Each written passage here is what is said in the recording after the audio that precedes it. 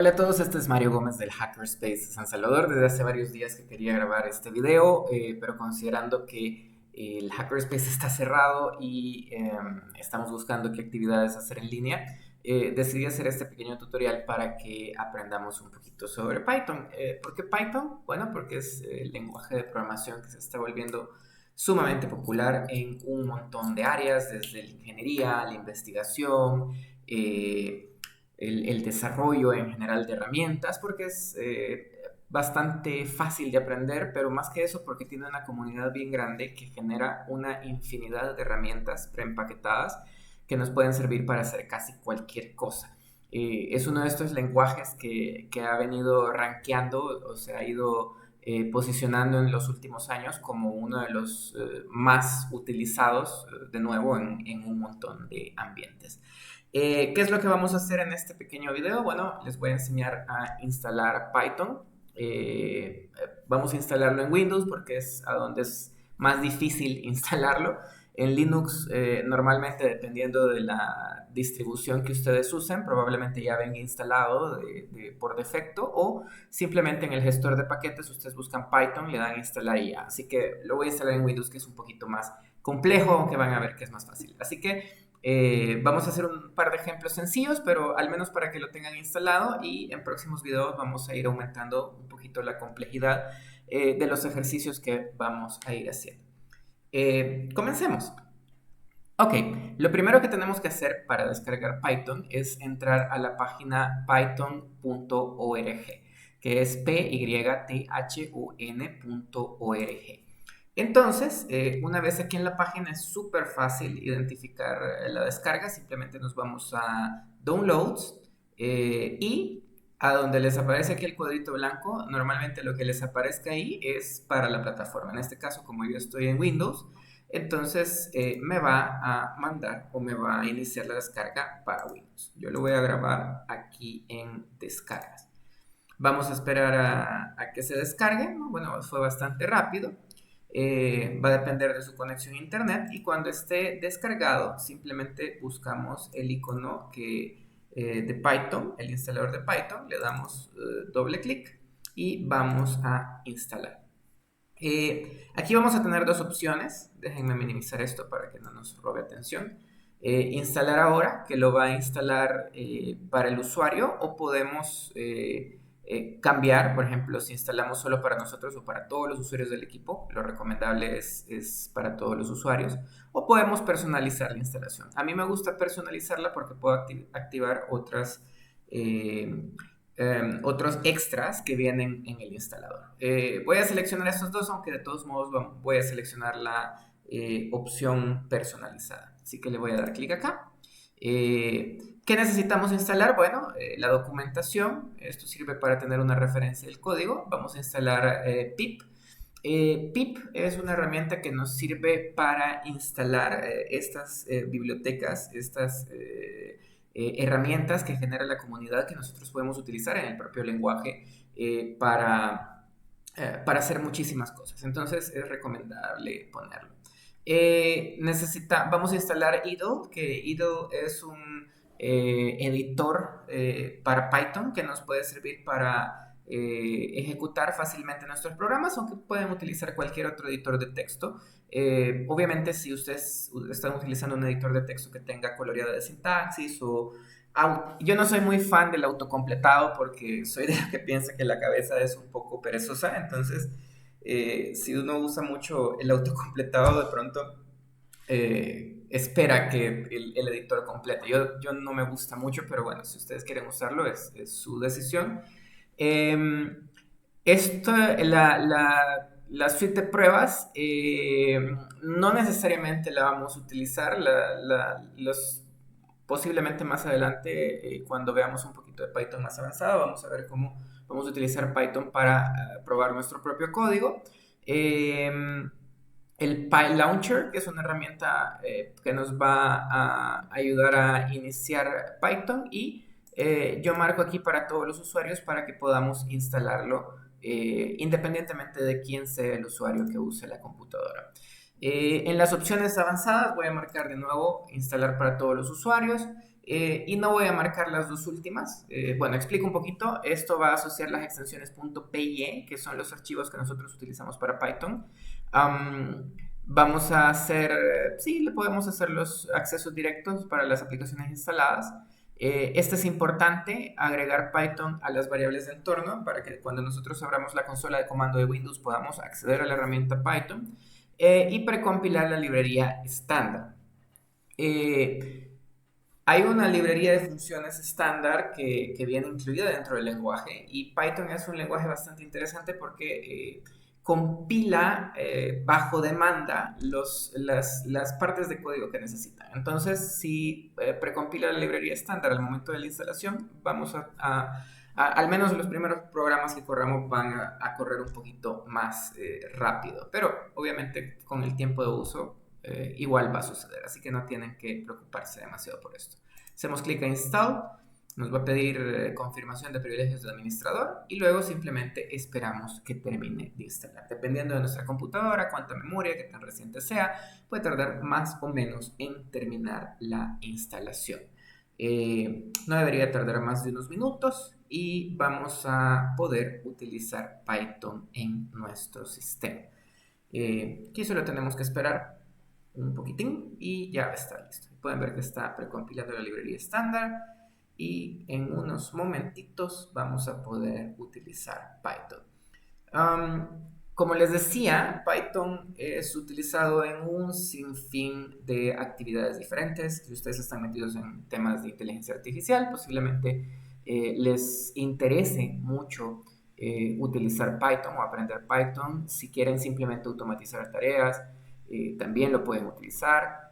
O incluso en los últimos años se han desarrollado unas variantes del lenguaje que están hechas para microcontroladores, así que lo podemos utilizar también en dispositivos embebidos como Arduino u otras tarjetas que nosotros podemos preparar o que podemos programar sin necesidad de estar compilando código, como pasa, por ejemplo, cuando utilizamos el Arduino IDE.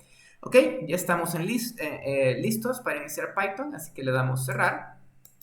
¿Y cómo iniciamos Python? Bueno, hay varias formas. Como instalamos Python para todos los usuarios y disponible para todos desde la línea de comandos, tenemos varias opciones para iniciarlo.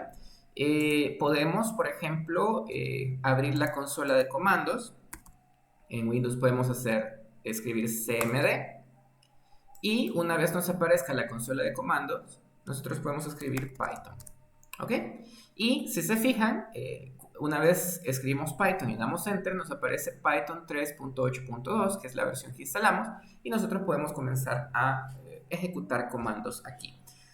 Ahorita no lo voy a hacer porque simplemente voy a mostrar cómo podemos iniciar Python y voy a escribir exit. ¿Ok? Listo.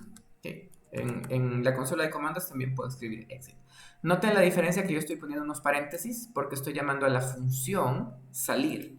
Y las funciones las identifico porque tienen un paréntesis al final del nombre que las identifica. Voy a salir de la consola de comandos también con el comando exit. Versiones recientes de Windows también incluyen PowerShell, que es una consola de comandos con funciones más avanzadas que la consola de comandos clásica de Windows. Y de nuevo, si queremos iniciar Python, simplemente escribimos el comando Python. Y si se fijan, nos aparece de nuevo el intérprete, que dice Python 3.8.2. Y para salir de Python, simplemente escribimos exit, que es la función que nos permite salir, y con paréntesis nosotros podemos llamarla o le decimos, ok, intérprete, ejecuta este comando, ok, salimos. La otra forma, que es la que vamos a estar utilizando durante estos videos de introducción a Python, es utilizando el editor idle. Este es un editor que viene dentro de la distribución básica de Python, que es súper sencillo y súper simple, pero nos puede servir para ejecutar nuestros primeros programas. ¿Cómo lo arrancamos? Simplemente nos vamos a inicio y ejecutamos el comando, escribimos idle. Idle. ¿Ok? Entonces ahí les aparece el icono, idle, Python 3.8 y es una app. Si le damos clic, nos va a aparecer una ventana como esta. ¿Ok? Esta es la ventana con la que vamos a interactuar con nuestros programas. Si se fijan, es exactamente el mismo intérprete de comandos, solo que aquí lo estamos accediendo de una ventanita. ¿Cuál es la diferencia con el idle de abrir el Python desde la consola de comandos? Bueno, que nosotros podemos editar archivos. Yo lo que suelo hacer es que pongo a una mitad de la pantalla el intérprete y a la otra mitad de la pantalla creo un archivo yéndome al menú File, New File o Archivo Nuevo. ¿Ok? Y este es un editor de texto donde nosotros podemos iniciar a escribir nuestros comandos de Python. Ahora, esta es, digamos, una introducción muy básica de lo que pueden hacer con Python. Voy a trabajar ahorita a la izquierda, que es lo que conocemos como el intérprete de comandos de Python.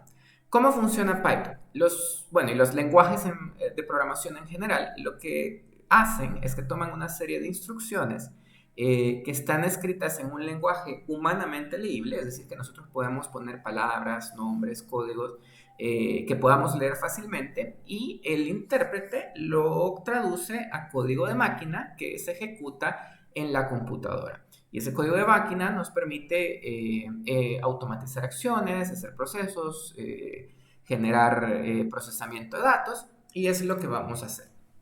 Python esencialmente funciona de dos maneras. Nosotros podemos ya sea escribir los comandos directamente en el intérprete, que es esto que tenemos aquí a la izquierda. Por ejemplo, si yo quiero sumar 2 más 2, les doy un par de segundos para que piensen en la respuesta. Cuando yo presiono la tecla Enter, lo que va a suceder es que él va a tomar este comando, va a ejecutar la operación que se le ha indicado y automáticamente va a mostrar el resultado. En este caso, si yo presiono Enter, el resultado va a ser 4. Y esto me sirve para introducir un poco las funciones matemáticas básicas que nosotros contamos con Python. Es muy gracioso porque hace muchísimos años, cuando comencé a aprender un poquito de Python por primera vez, el tutorial oficial de Python decía que podías utilizar Python para programar o utilizarlo simplemente como una calculadora, y me quedó tan metido en la cabeza que a veces abro Python solo para hacer cálculos matemáticos, lo cual es un poco gracioso. ¿Cómo funciona? Bueno, pues para hacer un cálculo simplemente ingresamos los operadores y obviamente el lenguaje soporta todo tipo de operadores básicos. Por ejemplo, podemos hacer una suma, 1 más 2, ¿ok? Podemos hacer una suma, podemos hacer una división, por ejemplo, 10 entre 2, ¿ok? Podemos hacer un residuo, podemos buscar el residuo de una división, 11 residuo 2, que es 1, y podemos también hacer elevar a la potencia, por ejemplo, 2 a la 2, que cuando ponemos dos asteriscos es elevar a la potencia, eh, cambia el cursor y no funciona, ¿ok? Cuando es 2 elevado a la 2 es 2, 2 elevado a la 3 es 8, y podemos utilizar solo un asterisco para hacer para hacer una multiplicación sencilla. Todas estas son instrucciones básicas que nosotros le damos al lenguaje para que las ejecute. Pero un lenguaje de programación no es demasiado útil si nosotros no podemos almacenar estos datos en algún lugar, en la memoria. Y para eso nosotros podemos definir lo que se conocen como variables. Una variable es un espacio en la memoria que nos permite guardar un dato. Un dato puede ser un número, puede ser una letra, puede ser una cadena de caracteres o puede ser objetos más complejos, por ejemplo, una lista de números, que más adelante vamos a ver de qué se trata esto de las listas y otros almacenamientos o conjuntos de almacenamientos de datos que están disponibles en el lenguaje. Entonces, ¿cómo nosotros definimos una variable en Python? Bueno, podemos escribir la letra A y le decimos, ok, yo quiero que A va a ser igual o va a tener el valor de, y le ponemos un valor, por ejemplo, 5. ¿Qué es lo que sucede? Que el intérprete dice, ok, yo voy a crear un espacio en la memoria de la computadora a la cual yo voy a acceder a través del nombre A, o el identificador A, el identificador de la variable, el nombre de la variable, y el valor que va a tener esta variable va a ser 5. Entonces, si yo escribo la letra A, va a devolverme el valor de 5, ¿ok? Si yo escribo el valor de B, ¿y qué es lo que pasa con el valor de B? Yo puedo elegir otro valor, por ejemplo 2, va a almacenar en memoria el valor de B. Entonces tengo en la memoria almacenado A y en la memoria almacenado B. Y este valor no va a cambiar hasta que yo lo reasigne. Por ejemplo, yo puedo crear otra variable que se llame A, bueno, puedo asignar a la variable A otro valor. Por ejemplo, yo le puedo decir, quiero que A sea igual a 3. En este caso, si yo intento acceder a A otra vez, van a ver que cambia. Símbolo igual nos sirve para asignar el valor de la derecha a la variable de la izquierda. Pero regresemos el valor de a 5. ¿Ok? Entonces A es igual a 5 y B es igual a 2. ¿Qué pasa entonces si yo escribo A más B? ¿Ok? Creo que es bastante lógico. Va a realizar la operación, solo que en este caso ya no va a tomar los valores que están acá, sino que va a ir a buscar a la memoria. Ok, tengo el valor de A. ¿Qué valor tiene almacenado A en la memoria? En este caso 5. Va a hacer una suma y luego va a buscar el valor de B. Va a decir, ok, B tiene el valor de 2 y la operación es suma. Y yo le doy Enter y el valor va a ser igual a 7. Ahora, ¿qué pasa con otros tipos de datos? Nosotros también podemos guardar cadenas de texto. En este caso, por ejemplo, yo le puedo poner nombre. Si se fijan, las variables pueden tener más de una letra, solo que no pueden comenzar, en este caso, por un número. Yo puedo decir nombre y mi nombre va a ser igual a Mario. Pero ojo, esto, si no, yo tengo que decirle, ok, esto es una cadena, es un texto. Y como nosotros le decimos que una variable o el valor de una variable es un texto, utilizamos comillas. Si se fijan, el color cambia, indicando que yo estoy comenzando a escribir una cadena de texto y comienzo la cadena con doble comilla y la cierro con doble comilla. Python es un poco más flexible en comparación a otros lenguajes porque yo también puedo definir cadenas. Por ejemplo, la variable apellido, con comilla simple. ¿Ok? Soy Mario Gómez, entonces puedo grabar también el apellido. Y si llamo a la variable por el identificador, por el nombre, si se fijan aparece Mario y apellido también aparece Mario. Ambas formas de guardar cadenas de texto son válidas. ¿Qué podemos hacer con las cadenas de texto? Bueno, podemos combinarlas. Por ejemplo, yo puedo tener una variable que se llame nombre completo. Y aquí notarán que no he puesto un espacio porque no puedo tener espacios en los nombres de las variables. Así que le llamo nombre completo. Y el nombre completo va a ser nombre más apellido. ¿Ok? Entonces, si yo accedo a la variable nombre completo, dice Mario Gómez. Y si se fijan, no aparece un espacio porque nosotros no tenemos un espacio, en este caso en medio, del nombre y el apellido. Entonces, si quisiéramos guardar el nombre completo, tendríamos que guardar o agregar un espacio en medio, que lo podemos hacer también con la operación más, que cuando nosotros estamos usando el símbolo más, la operación de adición en cadenas, lo que hace es que las concatena, es decir, las pone una después de la otra. ¿Ok? Entonces yo tengo nombre completo. ¿Ok? Listo, Mario Gómez. ¿Qué es lo que sucede con Python? Si nosotros utilizamos el intérprete, las instrucciones no se guardan en ningún lado, sino que el intérprete, instrucción que nosotros le damos, instrucción que ejecuta en la computadora.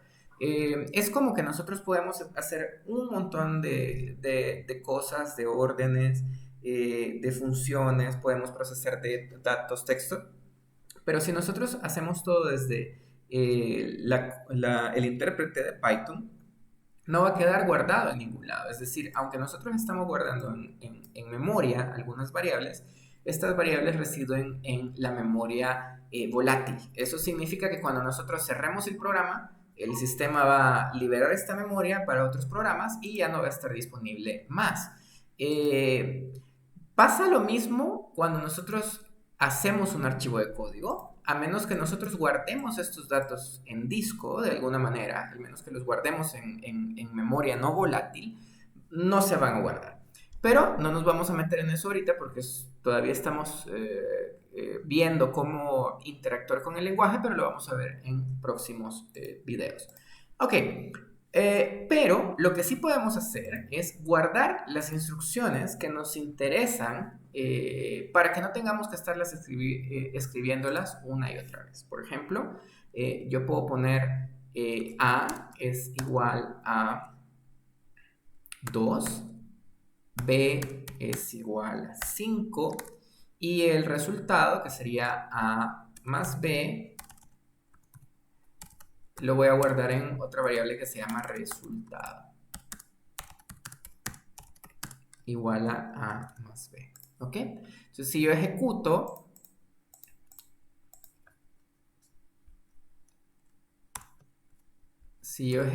esto, vamos a ver lo que pasa. Y aquí les quiero mostrar. Voy a guardar esto en el escritorio para que sea fácil recordarlo. Le vamos a poner Python clase 1. PY. Ojo con escribir la extensión PY. ¿Ok? Entonces lo voy a ejecutar y vamos a ver qué es lo que pasa. En idle, si nosotros ejecutamos el código de este lado, el resultado se va a ver en el intérprete. Entonces le voy a dar a correr. ¿Ok? Y si se fijan, parece que no pasó nada. ¿Qué es lo que sucede? Cuando nosotros usamos directamente el intérprete, si nosotros llamamos una variable, por ejemplo, A, el intérprete automáticamente nos muestra el contenido de la variable. Pero cuando nosotros tenemos archivos de código, nosotros tenemos que utilizar una función que se llama print. Print es una función que viene incluida en el lenguaje que nos permite mostrar un resultado en la salida del programa. Es decir, que nos va a mostrar el resultado aquí en la pantalla. Entonces nosotros podemos poner print y podemos poner la variable que nos interesa mostrar y vamos a ver qué es lo que pasa. Y antes de ejecutarlo, quiero que noten muy bien la forma en que nosotros llamamos a una función o a un método. Ponemos el nombre del método particular, abrimos paréntesis y adentro del paréntesis especificamos lo que se conoce como parámetros. Una función puede tener una cantidad determinada de parámetros que son lo que nosotros utilizamos para decirle qué es lo que queremos que haga. Y él como resultado va a realizar algo. Entonces le vamos a dar a ejecutar. Y si se fijan, ahorita vemos que hay un 7. Nosotros también podríamos imprimir un texto. Por ejemplo, podemos poner print. Podemos abrir comillas. Si se fijan, no estoy mostrando una variable, sino un texto. Resultado es... Y si le damos correr, vamos a ver que dice el resultado es 7. ¿Okay? Así es que nosotros hacemos o mostramos información en Python. Así que vamos a hacer nuestro primer programa. Ven que no he comenzado con el famoso Hola Mundo, pero es que eso ya es muy cliché. Así que vamos a hacer algo más interesante. Ahorita ya vimos cómo mostrar información. Veamos entonces cómo nosotros obtenemos información del usuario. Y para eso nosotros tenemos otra función que se llama input. Input lo que hace es que captura datos de un usuario y nos puede servir para almacenarlo en una variable. Pero antes de explicar cómo funciona input, tengo que explicar otra cosa del lenguaje. Se fijaron que hemos estado utilizando números enteros. Nosotros también podemos tener números fraccionarios o decimales, que es lo que hemos visto acá, que se conocen como del punto flotante. Pero ¿qué pasa si nosotros tratamos de usar o combinar tipos de datos que son diferentes? Por ejemplo, ¿qué pasa si yo pongo un texto 2 y lo sumo a otro texto que es 2? Ok, me da 22, pero Ojo, que aquí este 22 no significa que este más está haciendo mal la operación, sino que yo le estoy diciendo, este es un texto y este es otro texto, y si recuerdan, cuando nosotros utilizamos el operador más en textos, lo que hace es que concatena, es decir, que pega los valores de las variables uno después de otro. Entonces, lo que va a suceder es que va a poner un 2, y como el siguiente es un texto también, va a poner un 2. Pero ¿qué pasa si nosotros combinamos tipos de datos diferentes? Por ejemplo, yo pongo un 2 como texto y pongo un 2 como número, ¿ok? Me va a dar un error, y es ese error que nos aparece aquí porque dice, ok, error de tipo, solo se pueden concatenar cadenas, no enteros, con otras cadenas. Es decir que, como yo aquí tengo una cadena y el siguiente valor es un 2, el intérprete no sabe qué hacer porque no son, aunque se vean iguales, son dos tipos de datos diferentes. Entonces, ¿qué puedo hacer para arreglar esto? Hay una función que se llama int que nos permite convertir un valor en un entero. Si yo le meto, por ejemplo, un valor de punto flotante, por ejemplo, 10.5, él lo convierte en un entero sin decimales. Si yo, por ejemplo, meto un entero normal, también hay una función que se llama float, que me sirve para convertir datos en puntos flotantes. Yo puedo meterle un número y él lo va a convertir en un valor de punto flotante. Por último, hay otra función útil que se llama str, que nos sirve para convertir un objeto en un texto. Por ejemplo, si yo meto el número 10, él lo convierte en un texto que representa la cifra 10, en este caso en base decimal. Recuerden que les dije que había una función para capturar información del usuario y esa función se llama input. ¿Ok? Input nos sirve para capturar un valor y mostrar, digamos, un mensaje al usuario. Por ejemplo, ingrese un valor. ¿Ok? Miren lo que pasa. Me aparece el texto ingrese un valor y si yo ingreso un valor, él lo captura como texto. Ok, ahora vamos a hacer un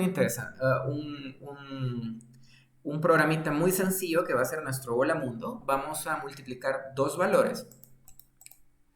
Entonces, vamos a hacer una multiplicación. Y voy a introducir aquí también cómo nosotros metemos comentarios en nuestro código. Lo hacemos con el símbolo numeral. Este es un comentario de nuestro programa. Los comentarios son ignorados por el intérprete, es decir, que no son ejecutados en el código. ¿Okay? Entonces, vamos a crear un programa que multiplique dos números. Siempre que yo voy a iniciar una nueva línea, tengo que colocar el numeral para que sea ignorada, si no vamos a tener un error. Entonces, ¿qué voy a hacer? Voy a utilizar la función input y voy a decirle ingrese el primer número. ¿Ok? ¿Qué es lo que va a suceder? La función input va a capturar el valor, lo va a convertir en texto y lo va a meter en la variable A. Voy a hacer lo mismo con B, input, ingrese el segundo número. ¿Ok? Notarán que he dejado un espacio al final, pero eso es simplemente por cosas estéticas. Y como es una multiplicación que voy a hacer, entonces voy a poner la multiplicación acá. Ok, ¿qué es lo que va a pasar acá? Recuerdan que la función input va a capturar algo del usuario, una entrada, lo que sea que escriba, y lo va a convertir en un texto.